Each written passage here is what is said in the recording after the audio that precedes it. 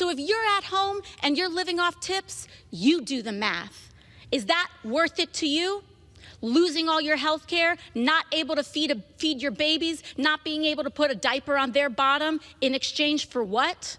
This bill is a deal with the devil. You just heard from Representative Alexandria Ocasio-Cortez there speaking on President Donald Trump's big, beautiful bill. Joining us to discuss, former Trump economic advisor Steve Moore. Great to see you again. First, Steve, your reaction to AOC's comments. Well, thank you very much for having me. I mean, I think it was outrageous.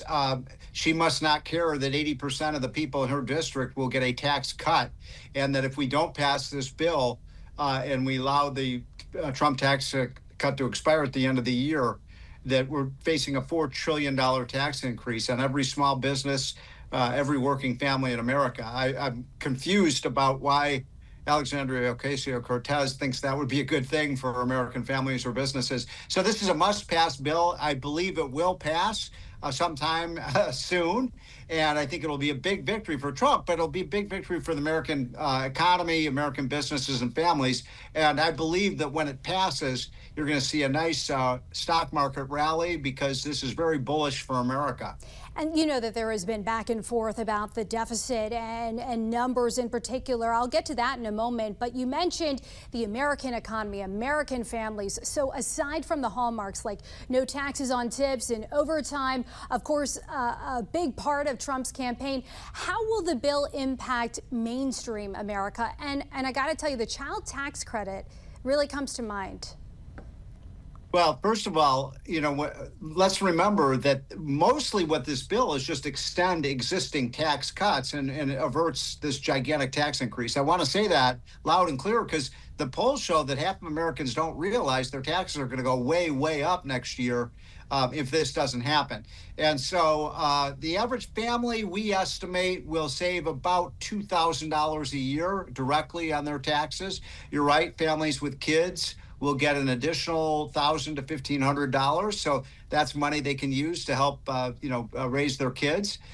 Remember, every small business in America gets a 15 to 20% reduction in their tax bill, so they can hire more workers. Again, I'm kind of confused about why Alexandria Ocasio-Cortez, does she think everybody in America is on Medicaid and is getting government benefits, and that without those government benefits they can't eat or get health care? I mean, that's ridiculous. This is a bill that reduces fraud in those programs, which we know from the government's own auditors, the fraud rates are spectacularly high, and Medicaid's fraud each year is over $150 billion a year, and nobody's ever done anything about it.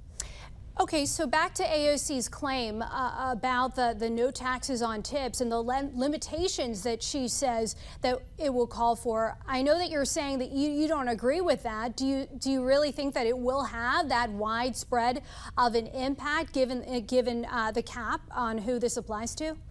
Well, let me just say that as someone in my first couple of jobs, I worked for tips. I really like this idea. You know, I mean, the great thing about a tip economy is you get paid for your performance. I used to park cars. I used to be a car valet, and I used to be a caddy. If you did a good job, you'd get a nice tip, and if you didn't do a good job, you know, you'd get stiffed. And so I like that aspect. And these are working class people who are in the tipped economy. So this helps people who are out there working hard, doing a good job.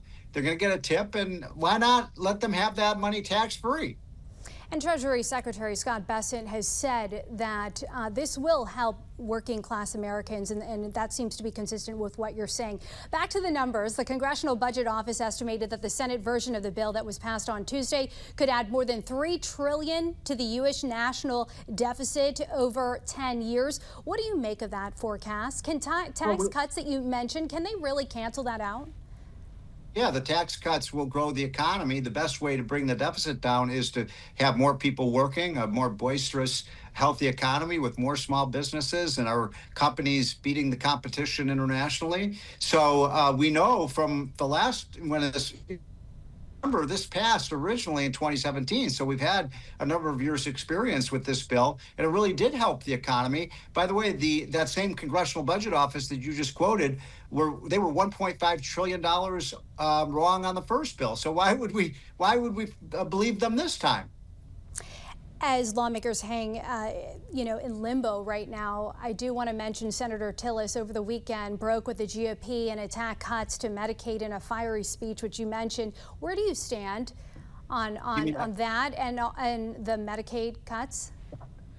I believe that we should make sure that people who are eligible for Medicaid get it, and people who are illegal immigrants or people who are scamming the system shouldn't. As I just cited that statistic, these are not my statistics. They're the government's own auditors who say that this program is being ripped off by people who are fraudulently getting the benefits.